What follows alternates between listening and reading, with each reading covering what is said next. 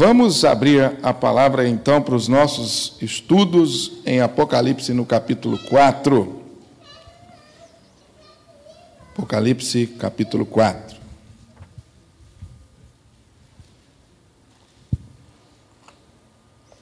Aqueles irmãos que nos solicitaram, enviamos os estudos por e-mail. Aqueles que não usam o e-mail, não usam a internet, me solicitaram. Os estudos estão sendo entregues. Se tem mais alguém que não usa o e-mail e quiser o estudo, eu tenho. Depois eu posso passar para vocês. Certo? Amém, gente? Apocalipse capítulo 4, verso 1 até o verso 11, todo o capítulo. Depois dessas coisas olhei e eis não somente uma porta aberta no céu, como também a primeira voz que ouvi como de trombeta ao falar comigo, dizendo: sobe para aqui e te mostrarei o que deve acontecer depois destas coisas. Eu vou lendo e quero ir fazendo os destaques com vocês. Depois destas coisas, vocês estão lembrados que coisas são essas? Trazendo só fazendo uma rápida recapitulação do que nós vimos no estudo anterior. Que coisas que Deus levou João a ver? Qual a visão que João teve antes desta que vamos ler agora? Depois dessas coisas, que coisas que João viu? Estão lembrados? João viu o quê? Jesus no meio da sua igreja. Amém. Que bênção que os irmãos estão lembrados. Então, a primeira coisa que João viu foram as igrejas, e depois ele viu Jesus andando no meio das igrejas, exortando, encorajando, consolando estas igrejas. E nós vimos as mensagens que Jesus transmitiu às suas igrejas em todos os tempos. Transmitiu e transmite até hoje. Essa foi a visão que nós vimos. Depois dessas coisas, então, depois de ver Jesus no meio da igreja, ele ouviu novamente uma voz. E novamente ele se refere à voz como de trombeta. Estão lembrados? No estudo anterior isso foi reforçado. João disse que a voz era como de trombeta, era uma voz certeira, era uma voz inconfundível, uma voz que o colocava, o que chamava a se dispor. A voz de trombeta era muito conhecida dos judeus, porque em todo o tempo na vida dos judeus e do povo de Israel, a trombeta era um instrumento usado para reuni-los, para chamá-los à batalha, para chamar a atenção e para que eles então estivessem de prontidão, estivessem alertas. Era um som certeiro, era inconfundível. Tocou a trombeta, todo mundo sabia o que era. E a voz de Jesus também, novamente, era aquela voz certeira que colocava João de prontidão, atento, esperto. E a voz diz o que para ele? Sobe para aqui, que eu te mostrarei o que vai acontecer depois. Então, a visão que vem a seguir, nos capítulos seguintes, não só nesse capítulo, hoje nós ficamos nesse capítulo, mas a visão que vem nos próximos capítulos, que nós vamos ver também, ela se refere às coisas que vão acontecer com a igreja até a volta do nosso Senhor Jesus Cristo. As visões que se seguem agora são referentes às tensões, ao combate, à batalha que a igreja, referida no capítulo 3, 2 e 3, vai enfrentar, vai vivenciar até a consumação de todas as coisas. Se você conseguir mentalizar isso, vai ficar muito fácil para você entender o Apocalipse. Até agora, o que João viu? As igrejas, em primeiro lugar, e Jesus no meio das igrejas, fazendo exortações, encorajando, consolando a igreja perseguida. E agora ele diz assim, então agora, João, nós vamos para outra parte da visão. Agora, João, a visão não acabou, não. Eu vou desenrolar mais um pouco esse mistério diante dos seus olhos. Eu estou no meio da igreja. A igreja está segura nas minhas mãos. Os mensageiros da igreja estão seguros nas minhas mãos. Então, João, agora eu vou mostrar para você como é que vai ser a batalha que se segue. Da igreja com as hostes celestiais do mal, com o império do mal. Então, o que vem a seguir agora é uma palavra de discernimento para a igreja, é uma palavra muito que conduz a igreja à realidade em que ela esteve, está e estará. Essa realidade espiritual de confronto com as trevas, em que ela esteve, está e vai estar até a volta de Jesus, o nosso Senhor. Amém? Imediatamente eu me achei em espírito, e eis armado no céu um trono, e no trono alguém assentado. E esse que se acha sentado é semelhante no aspecto à pedra de jaspe, de sardônio, e ao redor do trono há um arco-íris semelhante no aspecto à esmeralda. Ao redor do trono há também 24 tronos, e assentado neles 24 anciãos vestidos de branco, em cujas cabeças estão coroas de ouro. Do trono saem relâmpagos, vozes e trovões, e diante do trono ardem 7 tochas de fogo, que são os 7 Espíritos de Deus. Há diante do trono um como que mar de vidro, semelhante ao cristal, e também no meio do trono e à volta do trono 4 seres viventes, cheios de olhos por diante e por detrás. O primeiro ser vivente é semelhante a leão, o segundo semelhante a novilho, o terceiro tem um rosto como de homem, e o quarto ser vivente é semelhante à águia quando está voando. E os 4 seres viventes, tendo cada um deles, respectivamente, 6 asas, estão cheios de olhos, ao redor e por dentro. Não tem descanso, nem de dia nem de noite, proclamando, vamos juntos? Santo, santo, santo é o Senhor Deus, o Todo-Poderoso, aquele que era, que é e que há de vir. Quando esses seres viventes derem glória, honra e ações de graça ao que se encontra sentado no trono, ao que vive pelos séculos dos séculos, os 24 anciãos prostrar-se-ão diante daquele que se encontra sentado no trono, adorarão o que vive pelos séculos dos séculos e depositarão as suas coroas diante do trono, proclamando. Vamos juntos? Tu és digno, Senhor e Deus nosso, de receber a glória, a honra e o poder, porque todas as coisas criaste. Sim, por causa da tua vontade vieram a existir e foram criadas. Amém? Deus abençoe essa palavra e aplique no nosso coração.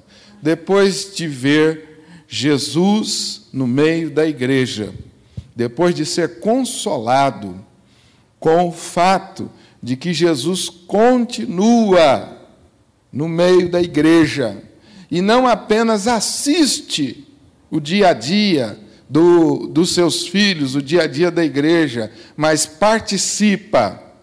Ele anda no meio da igreja. Ele tem uma palavra de encorajamento, de consolo para a sua igreja em todos os tempos, principalmente naquele tempo de perseguição.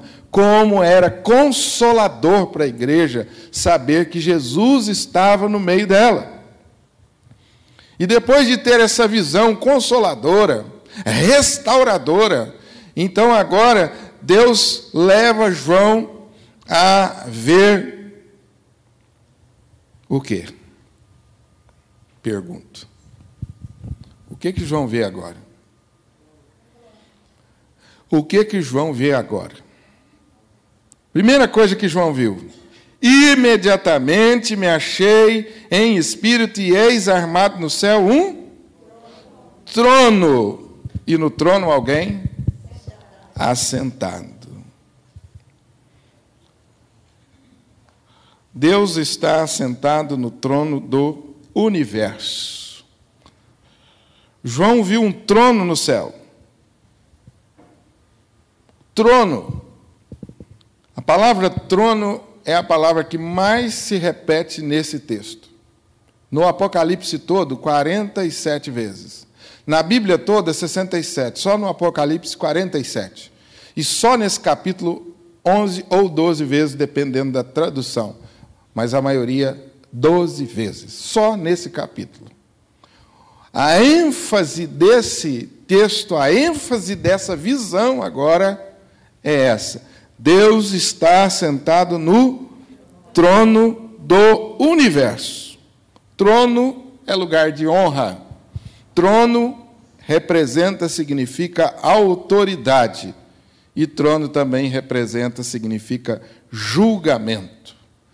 O que agora Deus quer que a igreja perceba, que a igreja compreenda, é que todos os tronos da terra estão debaixo da jurisdição desse trono do céu. Todos os tronos da terra estão debaixo da jurisdição do trono que está no céu. Isto significa que todos os reis, todos os poderosos, todas as nações que durante toda a história se levantaram e perseguiram a igreja, todas as nações que usaram o seu poder de uma forma que não honrasse a Deus, porque é Deus quem concede o poder às nações, mas essas nações precisam governar e dirigir segundo a vontade de Deus, no temor de Deus.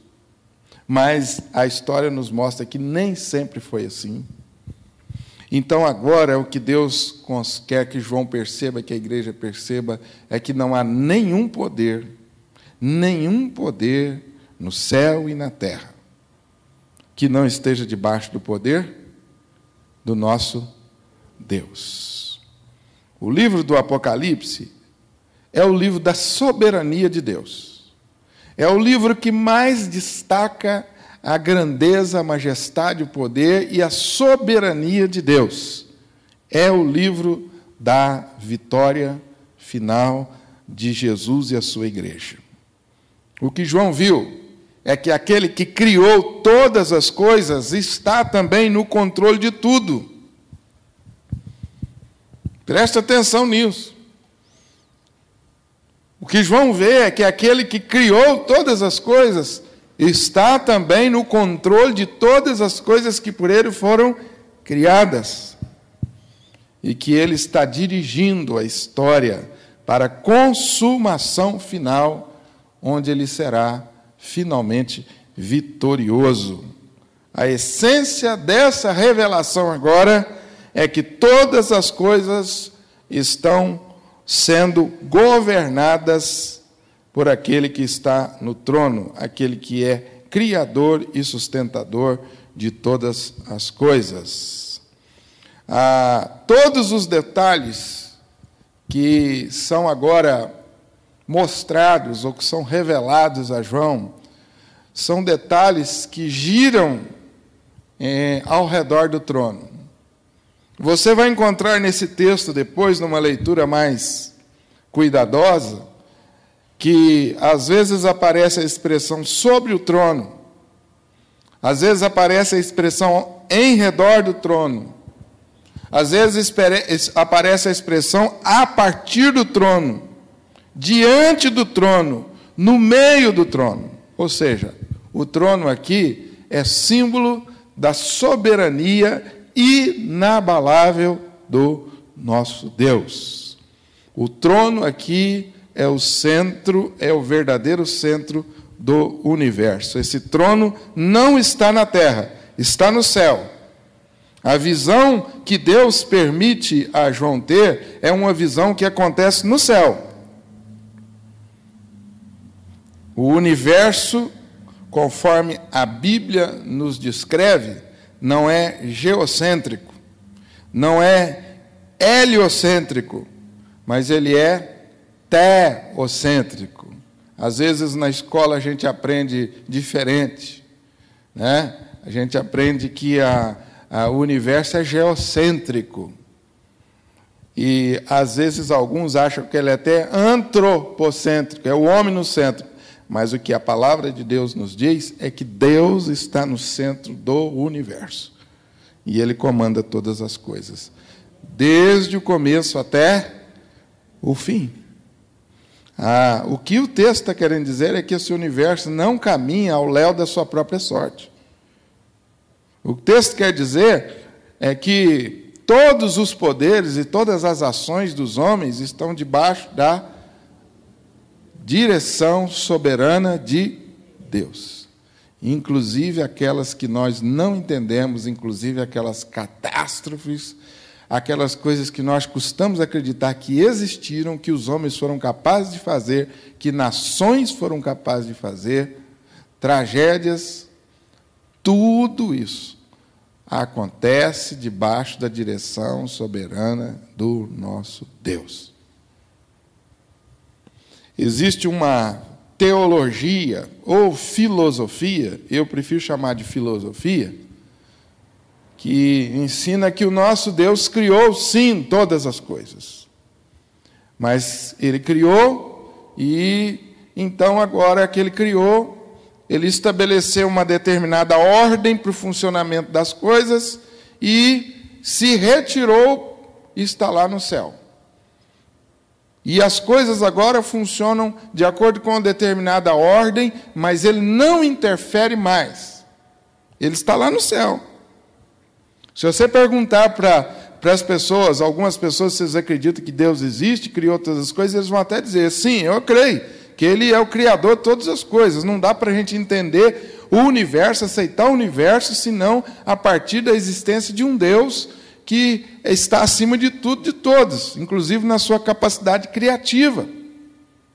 Mas esse Deus não interfere mais na nossa vida.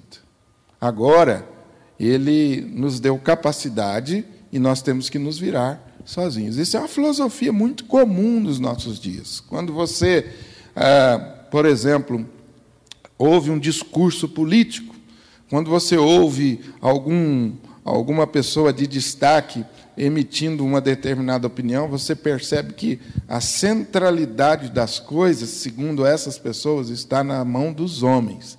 A capacidade de mudar, a capacidade de transformar, só depende única e exclusivamente do homem. Que Deus não está nem um pouco preocupado com os problemas aqui, não. Agora somos nós que temos que nos virar. Então há uma ênfase exacerbada no poder do homem. Então você vê algum político dizendo assim, às vezes os repórteres ou alguém pergunta assim, o senhor acredita em Deus? Ele fala assim, creio. E aí a gente bate palma para ele e fala, esse cara é bom. Ó. Esse cara que precisa estar dirigindo o país, ele acredita em Deus. Só que isso pode não significar muita coisa, quase nada. Existem alguns que são mais corajosos e falam assim, não, eu não acredito em Deus. O que a palavra de Deus está nos dizendo aqui, até agora, nessa revelação? É que Deus é o Criador, Ele é o sustentador, Ele é que controla, que governa todas as coisas, e Ele interfere na terra. Ele se importa com o que se passa na terra. Ele não é indiferente ao que se importa na terra. E é por isso que nós, como cristãos, oramos. Porque nós acreditamos na intervenção de Deus agora. Nós cremos que Deus se importa com os nossos problemas. E é Ele quem pode mudar. Somente Ele que pode mudar as coisas. Então essa é a visão bíblica acerca da história. E é isso que Deus quer que a igreja compreenda, principalmente aquela igreja que estava sendo perseguida, aquela igreja que estava sendo martirizada. Aquela igreja estava sofrendo debaixo das perseguições de Roma. E essa mensagem era uma mensagem consoladora.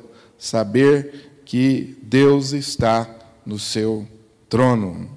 João descreve, ou o que João descreve depois de ver o trono, não é exatamente Deus, mas é o esplendor de Deus. Porque João não vê a Deus. Assim como a palavra de Deus nos diz que ninguém pode ver a Deus, o que João vê não é Deus, ele vê o resplendor. É como se fosse o reflexo de Deus, ou seja, a manifestação da glória de Deus. É que Deus permite João ver. E ele descreve aquele que está sentado no trono em termos de brilho das pedras preciosas. As pedras mais bonitas que João conhecia, ele usou para descrever aquela visão. João descreve a Deus como um ser absolutamente misterioso, como um ser único, singular, como diz o teólogo, o totalmente outro. João diz que ele é semelhante no aspecto à pedra de jaspe. A pedra de jaspe era a pedra mais cristalina, era a pedra mais pura que João conhecia naqueles dias. Não havia nenhum tipo de poluição naquela pedra. É semelhante ao nosso diamante hoje. Aquela pedra, ou daquela pedra, emanava muita luz. Também João descreve aquele que está sentado no trono como sardônio. Os estudiosos dizem que a cor do sardônio era vermelha. E João vê no sardônio, ou quando descreve o que está sentado no trono como sardônio, ele vê beleza, ele vê riqueza, ele vê abundância de luz. A pedra de jaspe era branca, descrevendo a santidade de Deus. E o sardônio, que também, cor vermelha, também descrevia o juízo de Deus. Então, aquele que está no trono é santo e justo. Quais as características desse trono? O que Deus revela a João acerca desse trono? Primeiro, João vê o trono, vê alguém que está sentado no trono e vê ali o reflexo da glória de Deus, comparando as pedras preciosas. E a visão que Deus concede a João era acerca da sua santidade e da sua justiça. Agora, o texto nos diz também acerca desse trono. O verso 3 diz que o que se acha centrado no trono é semelhante no aspecto à pedra de jaspe, de sardônio, e ao redor do trono há o quê? Um arco-íris, semelhante no aspecto à esmeralda. Das cores do arco-íris destacava-se o verde, que era a cor da esmeralda. Por que o arco-íris? O que significa isso? O arco-íris sobre o trono, ou ao redor do trono. O que significa? Lembra o arco-íris, onde aparece o arco-íris pela primeira vez na Bíblia? Ele se refere o quê? A aliança. Deus disse o quê quando fez aquela aliança? Que não destruiria mais o seu povo. Esse trono, ou arco-íris ao redor do trono, nos mostra que esse trono é o trono da graça e da misericórdia. O arco-íris é símbolo da graça e misericórdia, da aliança de Deus com o seu povo. Deus prometeu que jamais iria destruir o seu povo. Normalmente o arco-íris aparece depois da tempestade, não é? Mas aqui ele aparece antes. Que coisa maravilhosa. O arco-íris aparece antes da tempestade. Por quê? O que Deus está querendo dizer? A tempestade virá, mas eu não vou destruir vocês. A minha justiça vai se manifestar.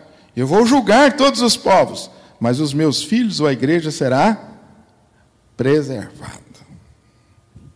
Para os filhos de Deus, a tempestade já passou, de certa forma já passou, porque Cristo já deu a si mesmo para nos resgatar do juízo. Agora nós temos o sol da justiça, como diz o profeta, brilhando sobre nós. Ainda que o juízo venha sobre os homens, a igreja de Cristo será poupada. O que foi redimido não pode ser destruído. Ainda que o mal seja uma grave ameaça, Deus fará com que todas as coisas cooperem para o nosso bem. Amém, gente? Coisa maravilhosa, não é? Antes de derramar juízo sobre a terra, porque o que nós vamos ver nas visões que se seguem, capítulo 5, capítulo 6, é a manifestação do juízo de Deus na terra. Então, antes de derramar o juízo sobre a terra, Deus está oferecendo a misericórdia. Você vai ver a simbologia do juízo através das taças. Depois, quem estiver lendo aí o Apocalipse, espero que todos estejam lendo para aproveitar melhor os estudos. Depois você vai ver aparecendo as taças sendo derramadas sobre a terra. Você vai ver trombetas de alerta sobre o juízo de Deus que é chegado. Então, antes de revelar a João sobre o juízo que será derramado sobre a terra e o julgamento, Deus permite que João e a igreja vejam o arco-íris. Lembrando a igreja que aquele Deus de juízo é o Deus também da graça e da misericórdia. E essa é uma coisa que caminha sempre conosco. Nós temos a visão de um Deus amoroso, misericordioso, bondoso ao extremo, mas não podemos nos enganar. Deus também é juízo. Duas faces do caráter de Deus, que não se excluem. Nunca Deus é só graça. Nunca Deus é só juízo. Ele é absolutamente graça, absolutamente juízo. Só Deus é capaz de combinar essas coisas. Só Deus é capaz de combinar essas coisas. O Deus que socorre, o Deus que salva, que abraça, que consola, é o Deus também que disciplina. E a visão que nós vimos anteriormente, nos capítulos 2 e 3, quando Jesus fala à igreja, você percebe que Jesus se apresenta como remédio para a igreja. Jesus encoraja a igreja a permanecer fiel, mas ele diz assim: senão eu removerei o seu candeeiro. Então, esse Deus que é gracioso é também o Deus de juízo. O cristão precisa ter uma visão equilibrada de Deus, e assim ele também terá uma vida equilibrada. Às vezes a gente conversa com as pessoas e a gente percebe uma certa acomodação ao pecado. Talvez você já tenha tido essa experiência de conversar com alguém sobre o erro em que ele está andando, e às vezes aquela pessoa manifesta certa indiferença. E a semana que passou eu ouvi isso algumas vezes: mas Deus é amor, Ele vai me perdoar. Perdoa mesmo. Perdoa sim, né? Perdoa sim. Mas Deus nunca deixa de punir o pecado. Você já foi perdoado, eu já fui, já tivemos tantas vezes essa experiência, né? Acho que nenhum de nós nos esquivamos dessa realidade, né? De sentir o perdão de Deus. Mas Deus nunca nos livrou das consequências dos nossos erros. Nós arcamos com elas. Ele nos permite recomeçar? Sim, permite. E é incrível como nosso Deus é assim. O perdão dele, de fato, realmente, a gente sabe disso, na prática, é 70 vezes 7. Porque nós já perdemos as contas de quantas vezes pecamos e erramos. O perdão dele mas todas as consequências nós temos que levá-las. Esse Deus é juiz.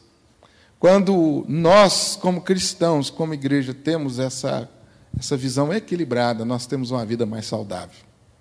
Ao mesmo tempo que nos deliciamos com essa graça libertadora, nós também nos sentimos seguros no temor de Deus. Você gostaria de ter um pai que consentisse em que você permanecesse no erro? Você gostaria de ter um professor na escola que nunca dissesse para você que você errou e que você deve corrigir e aprender? Você gostaria de ter um instrutor assim, que consentisse sempre com seus erros e nunca te encorajasse, nunca te apontasse o erro e te encorajasse a fazer o certo? Nenhum de nós gostaríamos disso. Nós nos sentimos mais seguros ao saber que Deus nos disciplina quando erramos. Às vezes a gente passa assim, pastor, essa ideia de um Deus que disciplina é uma ideia difícil. Não, a Bíblia diz que Ele disciplina porque nos ama. E quando nós somos disciplinados, nós sentimos amor de Deus. E se nós não sentimos isso mais, a Bíblia diz que nós somos então bastardos. Não somos filhos. Então, é muito importante que nós, como crentes, tenhamos essa visão que o texto do Apocalipse nos revela.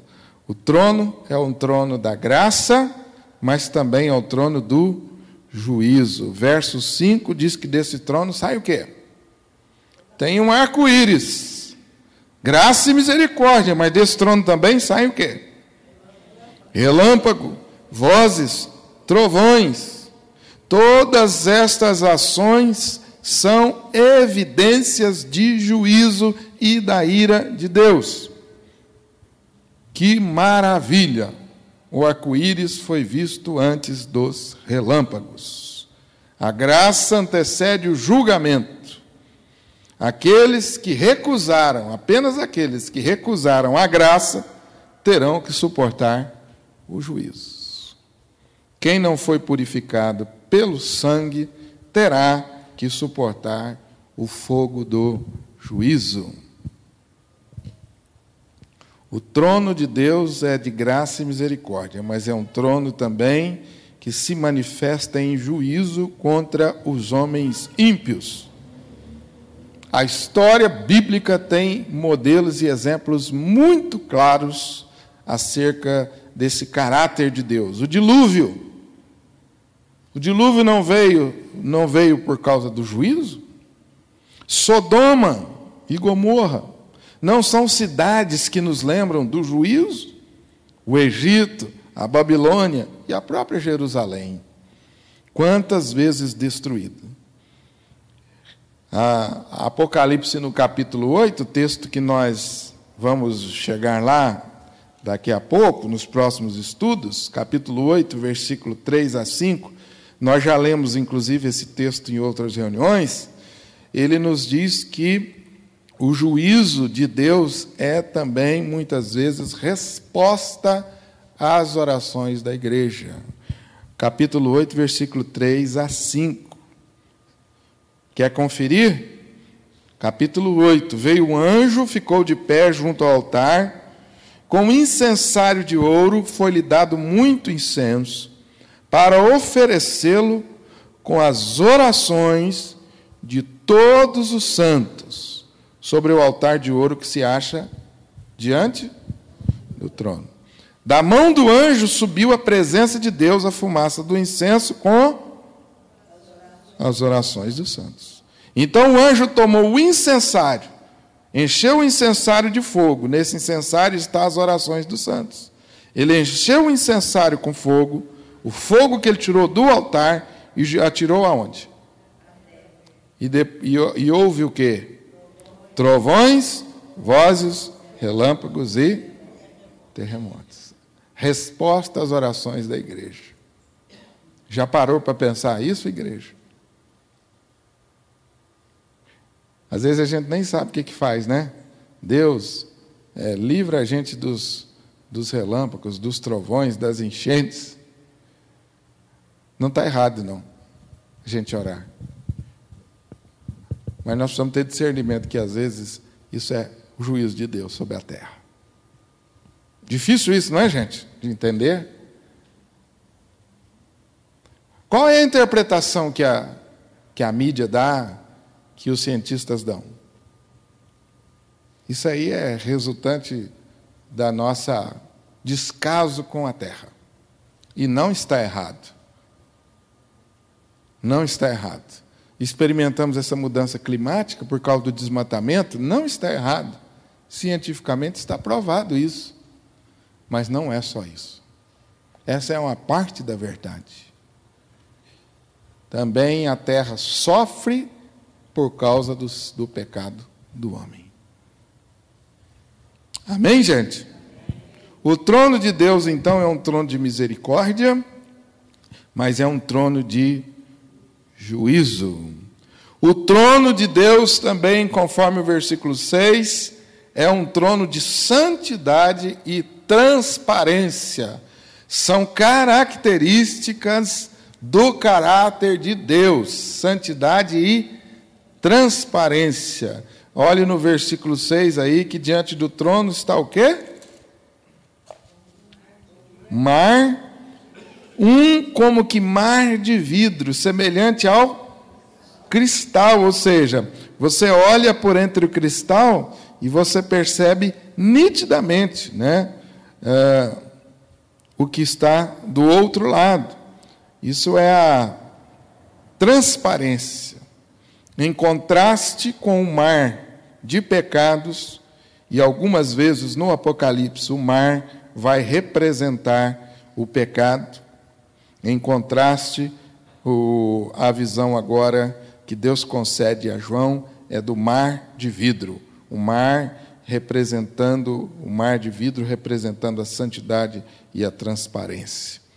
Isso significa que para estar diante do trono de Deus é preciso estar puro, é preciso estar limpo.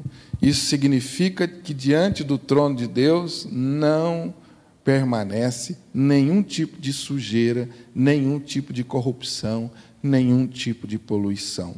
Tudo diante de Deus é transparente, limpo, puro, porque Deus é santo. No céu não entra nada contaminado. Isto significa que Deus jamais se associa com o mal. Pelo contrário, Ele abomina o mal. Embora Ele ame a todos, Ele não ama a tudo. Embora Ele ame a todos, Ele não ama a tudo que acontece na terra. Porque Ele é um Deus santo e um Deus transparente. E por isso que Paulo, escrevendo aos Romanos, sobre o Evangelho de Jesus, lá no capítulo 5, ele diz o quê? Justificados, pois, mediante a fé, temos paz com Deus. Justificados, pois, mediante a fé, por meio de Cristo, nós temos paz com Deus. Ou seja, nós estamos diante do trono, comparecemos diante do trono, porque nós somos o quê? Justificados. Nós somos purificados pelo sangue de Jesus. Hoje nós vimos aqui, abrimos o nosso culto com a leitura de Isaías. Hebreus também fala sobre isso. Isaías capítulo 6, quando Isaías viu um alto e sublime trono, Deus assentado no alto e sublime trono, Hebreus diz assim: acheguemo-nos, portanto, confiadamente junto ao trono da graça. Hebreus capítulo 4, versículo 16.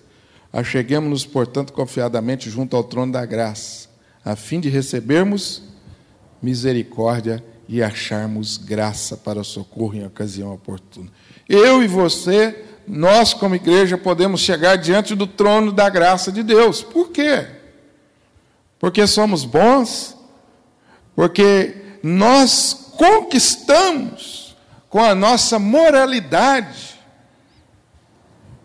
esse direito, essa autoridade. Não. É por causa da obra de Jesus. Ele nos justificou. E é por meio dele que nós vamos diante de Deus, ou do trono, e recebemos graça e socorro em ocasião oportuna. Amém? Ao redor do trono agora, quem está também? Versículo 4.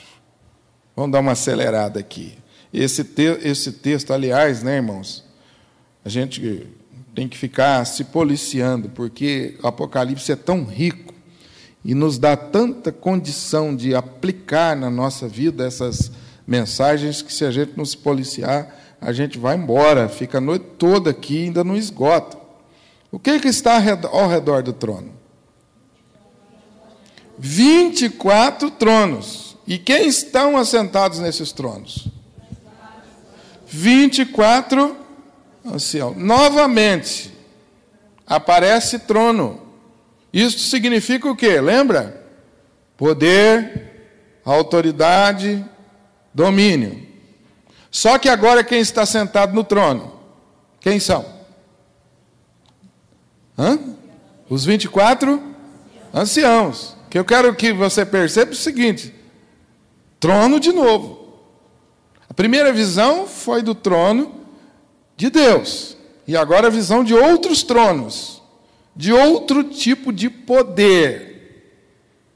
Esse poder agora está nas mãos de quem? Dos 24 anciãos. Novamente, eles estão também assentados, posição de autoridade e poder. O que representa os 24 anciãos? A igreja de Jesus. Os 24 anciãos representam a igreja de Jesus. Que bênção, irmãos! A Bíblia diz que nós fomos constituídos reino e sacerdotes. No capítulo 1, versículo 6 de Apocalipse, aparece essa referência.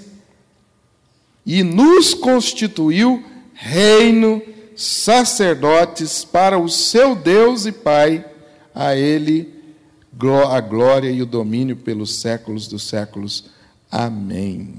Os sacerdotes estavam no Velho Testamento divididos em 24 turnos. Então a referência aqui é a igreja glorificada. Não é a igreja terrena, não é essa igreja aqui, não. É a igreja que vai ser glorificada na volta de Jesus. Os irmãos entendem isso? Quando eu falo igreja glorificada? Quando que a igreja será glorificada? Vamos ver como é que a gente está nessa doutrina. Quando Cristo voltar para buscar a sua igreja, nós vamos passar por uma transformação, que a gente chama, o que a Bíblia chama de glorificação. Enquanto aqui na terra nós estamos num processo de e quando Jesus voltar, nós vamos entrar na glorificação. E aí a Bíblia diz que nós seremos parecidos, completamente parecidos com Jesus. A santificação é o processo em que Deus forma em nós a pessoa ou a imagem de Jesus. Eu tenho falado isso tantas vezes aqui.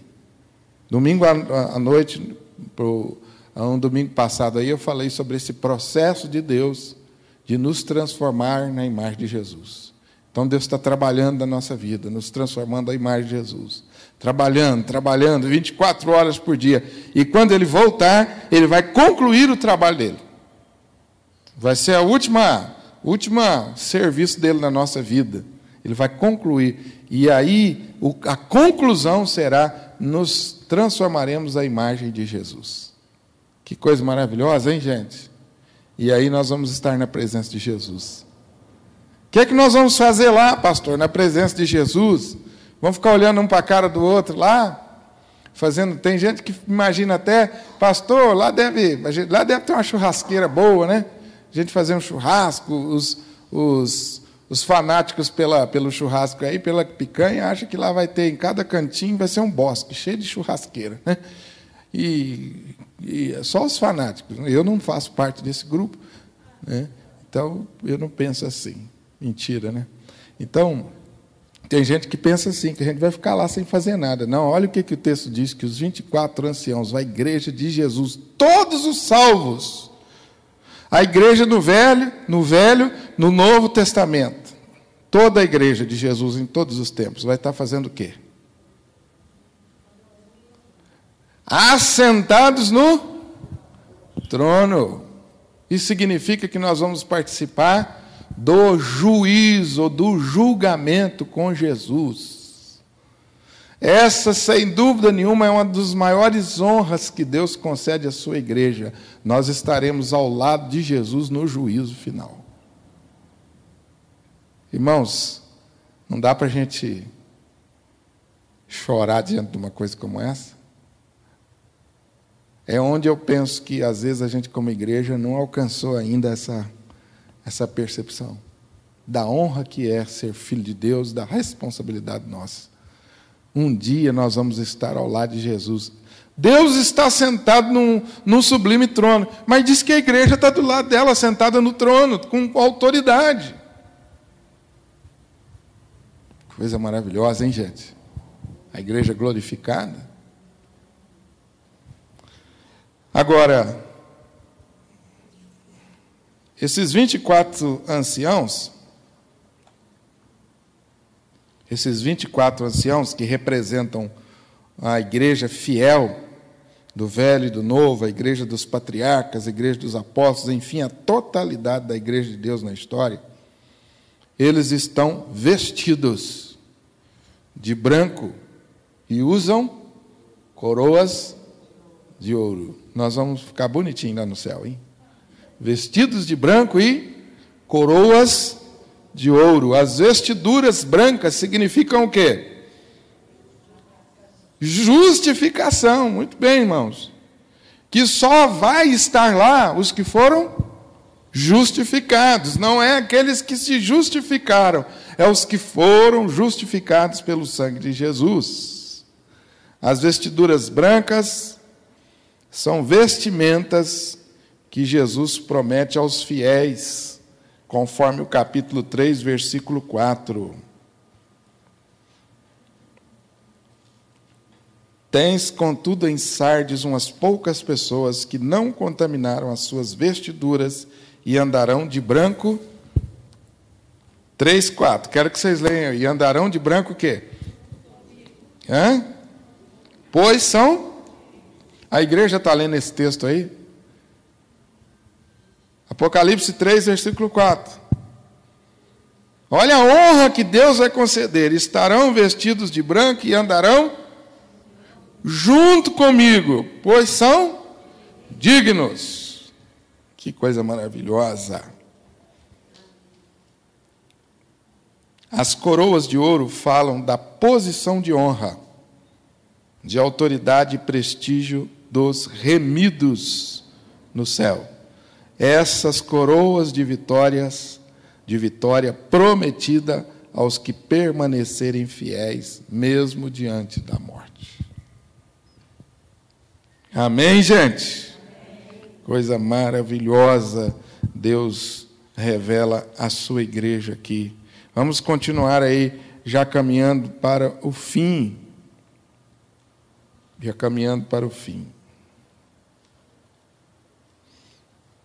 O que mais que está diante do trono agora? Versículos 6 a 8. Versículos 6 a 8. Diante do trono, o mar de vidro, simbolizando a transparência, a santidade de Deus. No meio do trono e à volta do trono, 4 seres viventes. Agora, não tenta nem imaginar isso, que não dá. Tem a imagem aí? Isso é a melhor imagem que eu encontrei. Mas está longe, está longe. O primeiro ser vivente... Bom, primeiro, esses seres viventes têm olhos por diante e por... Dá para você imaginar isso? Que coisa horrível. O primeiro ser vivente é semelhante ao leão. O segundo, semelhante ao novilho. O terceiro tem rosto como de homem. O quarto, semelhante à águia quando está voando. O que significa isso? O que significa os 4 seres viventes? Os autores estudiosos da Bíblia, aí não é apenas um comedor de feijão igual o pastor Honório, mas os teólogos aí, eles acreditam que eles representam toda a natureza criada. E eu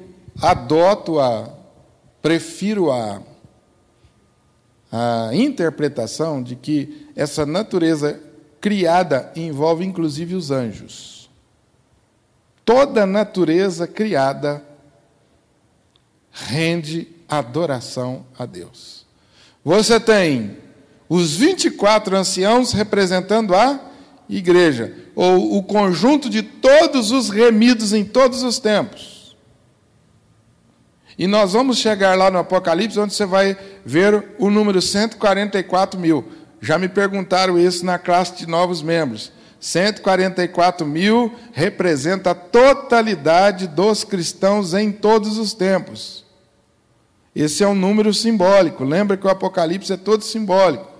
12, 24. Quando fala de 24 anciãos, esses 24 anciãos representam uma multidão. Quando fala 144 mil, isso significa totalidade. 12 vezes 12, totalidade. Então, toda a igreja reunida ao redor do trono, assentada no trono, ao redor do trono do nosso Deus. Diante do trono estão os 4 seres viventes, representando todas as coisas que foram criadas. Por que eu vejo base bíblica nisso? Porque a Bíblia constantemente fala que a natureza louva o Criador. Você lembra que nós cantamos hoje aqui um cântico? Nem planejamos isso. As feras do campo refletem teu poder. O salmista fala muito sobre isso. A natureza honrando e glorificando a Deus. Que coisa maravilhosa. Os irmãos estão conseguindo mentalizar essa cena no céu? Eu falei sobre o Apocalipse num acampamento de adoração, né, Jaque? E nós fizemos um teatro desse texto. Meus irmãos, teve gente que chorou e se quebrantou. Que coisa maravilhosa. Que coisa maravilhosa. Essa cena que Deus permite que João veja, essa cena acontece no céu. É uma cena de culto no céu.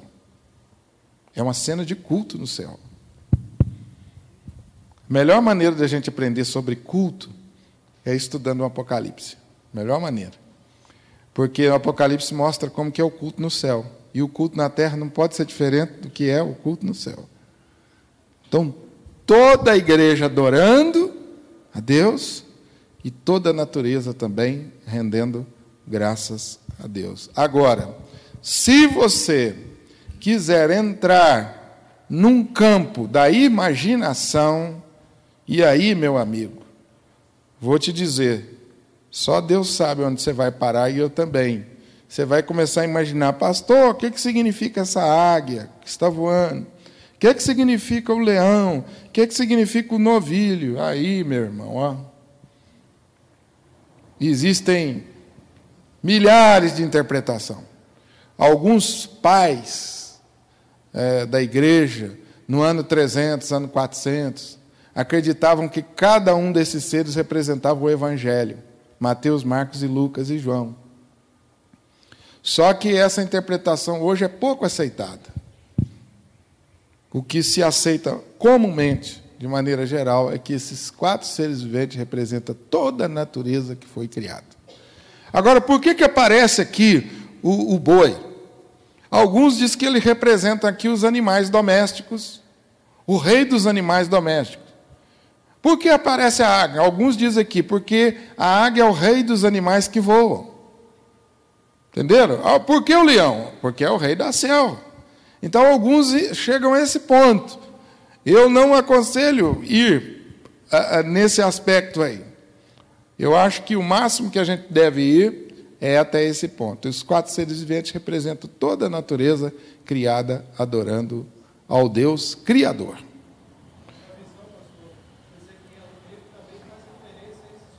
Esses 4 seres viventes. Tem mais um profeta que faz referência a esses 4 seres viventes que agora me fugiu à mente. Agora, de todas as interpretações, eu reafirmo, eu acho que essa é a mais equilibrada e melhor. Os 4 seres viventes proclamam sem cessar a santidade de Deus. Olha a ênfase na santidade. O que eles dizem aí? Santo, santo é o Senhor Deus, o Todo-Poderoso. E diz o texto aí, irmãos, que eles não têm descanso, nem de dia e nem de noite. O dia inteiro, nem de dia e nem de noite, ou seja, o tempo todo, incessantemente adorando ao Deus Santo, ao Deus Onipotente, e ao Deus eterno, aquele que era e que há de vir. Os impérios, os poderes humanos podem levantar e cair, mas Deus permanece para sempre. Finalmente, versículo 10 e 11. Quando esses seres viventes derem glória, honra e ações de graça ao que se encontra sentado no trono, ao que vive eternamente, ou pelos séculos dos séculos, o que acontece?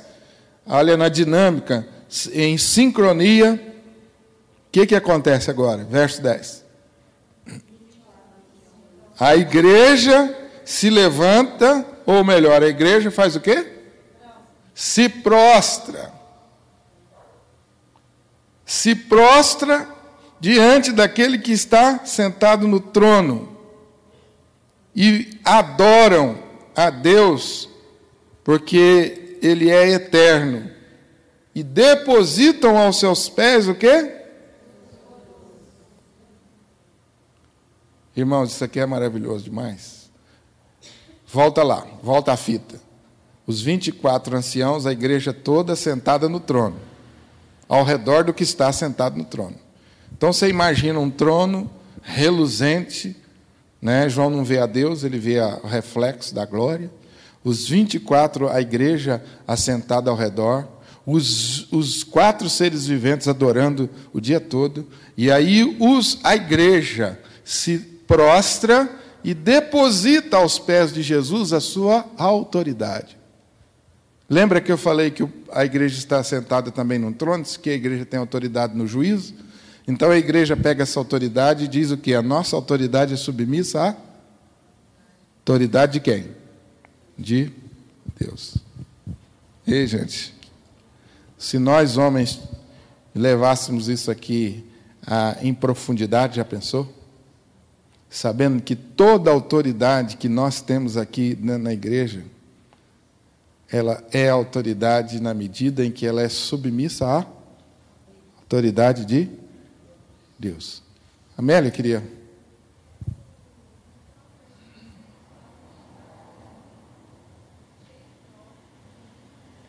Não estou ouvindo, Amélia.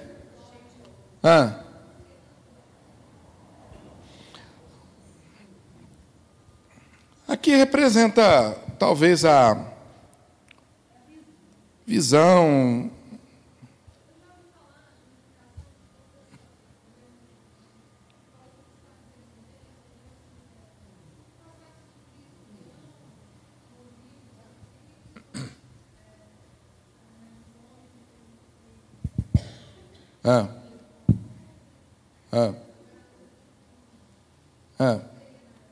Não, eu não creio.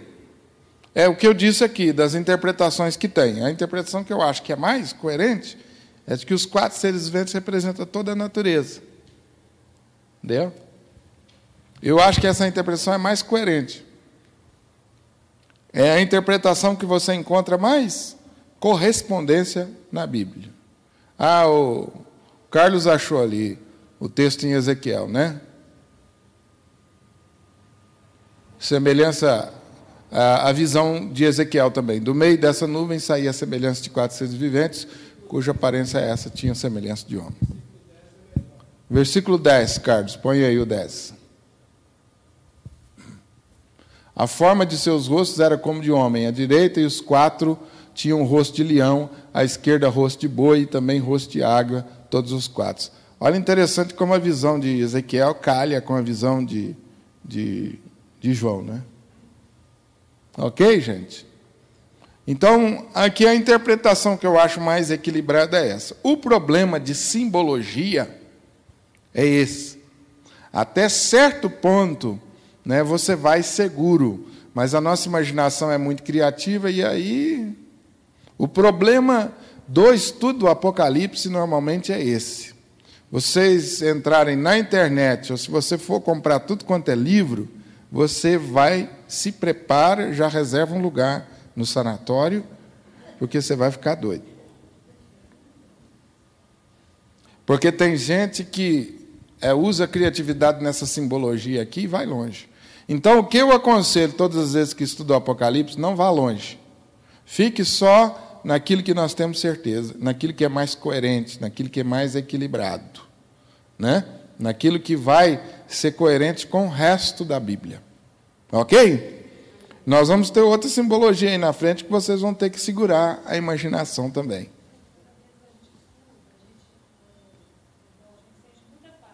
Aham. Sem dúvida. Mesmo refreando a nossa imaginação. Essa é a sensação que eu tenho também, viu, minha irmã? É de quebrantamento, de choro, de alegria, de temor, né? Desejando que Jesus volte, mas ao mesmo tempo sabendo que Ele não vai vir enquanto a gente não cumprir a nossa missão, e que essa missão precisa ser cumprida com fidelidade, e que vale a pena ser fiel, porque Ele vai recompensar os fiéis. Coisa maravilhosa, hein? E a recompensa não está aqui, está no final. Os 24 anciãos, então, meus irmãos, estão adorando ao que vive pelos séculos dos séculos. E, conforme o capítulo 5, versículo 12, eles também adoram ao Cordeiro. E essa é uma outra coisa que nós vamos ver nos próximos estudos. Quando João tem a visão de Jesus glorificado como juiz, e também tem a visão de Jesus glorificado como Cordeiro. A igreja, então, se prostra diante daquele que está sentado no trono, porque, afinal de contas, esse sempre foi a posição da igreja. Nós depositamos aos pés de Jesus toda a autoridade que Ele concede a nós, não só aqui na terra, como nos céus. Sinal de submissão e sinal de rendição. Eu pergunto aos irmãos, quanta a igreja, o mundo e a igreja mesmo não sofreu por causa da falta de submissão? Submissão a Deus, submissão a líderes, o quanto Deus condena a rebeldia. Então, esse texto está nos ensinando aqui que é sinal da nossa vida cristã a submissão. Submetei-vos uns aos outros no temor de Cristo. Submetei-vos a Deus, submetei-vos ao líder. Constantemente, a nossa vida cristã é desafiada à submissão. Mulheres, submetam-se. Maridos, amem as suas mulheres, como amam a Cristo, que é também submissão. Porque amor sem submissão não é amor. Então, a vida cristã é caracterizada por isso, por submissão, por humildade. Aqui a igreja está rendendo essa honra ao que está no trono e dizendo a ele, o nosso poder é o poder que está submisso ao poder de Jesus. E, finalmente, a igreja termina adorando aquele que está sentado no trono. Vamos ficar de pé e vamos juntos ler esse texto, irmãos, imaginando essa cena maravilhosa e gloriosa. Eu quero encerrar lembrando você, para depois você continuar pensando sobre isso. Jesus está no meio da sua igreja, consolando, exortando, encorajando a igreja a permanecer fiel até o fim. E esse Jesus agora mostra para a igreja que ela, até a sua segunda vinda, ela vai enfrentar batalhas, batalhas e batalhas. Mas ele continua assentado no trono, governando e dirigindo todas as coisas. Não sei quando Jesus voltará, se nós, como igreja aqui, passaremos pela grande tribulação. Não sei. A gente não sabe ao certo. Mas o certo é que agora, eu e você, nós temos desafios. Eu e você estamos dentro de uma batalha. As coisas não são fáceis. A Bíblia diz que todo aquele que quiser viver piedosamente em Cristo sofrerá perseguição. Nós temos um governo que dá liberdade para adorar, nós temos uma igreja forte, vibrante, nós temos irmãos, mas não podemos ignorar os desafios que nós temos para sermos fiéis nesse tempo que nós estamos passando. Os desafios são muito sutis. Os desafios são sutis à igreja, não é? A pessoa não chega para você com um revólver no seu peito e fala assim, nega Jesus. Não fala isso. Mas sorrateiramente, muito astuciosamente, o mundo vai pressionando a gente. Pressionando. Para a gente ir abrindo mão de uma coisa ali, outra coisa acolá, não é? A gente ouve muito assim, não, nada a ver. Né? Nada a ver. Já ouviu isso? Nada a ver. Os tempos são outros. E aí a gente vai negociando os valores da família, da igreja, valores, e aí você fala assim, não, a igreja não está sendo perseguida. Estamos sim. O mundo faz uma pressão terrível. O diabo, ele anda ao nosso redor 24 horas por dia. Então, a vida do verdadeiro cristão, ela tem esse aspecto de batalha e de desafio. Mas nós não podemos perder de vista aquele que está sentado no alto e sublime trono, governando e dirigindo todas as coisas. O que compete a nós? Fazer o que os 24 anciãos estavam fazendo. Vamos agora falar juntos? Tu és digno, Senhor e Deus nosso, de receber a glória, a honra e o poder, porque todas as coisas tu criaste, sim, por causa da tua vontade, vieram a existir e foram criadas.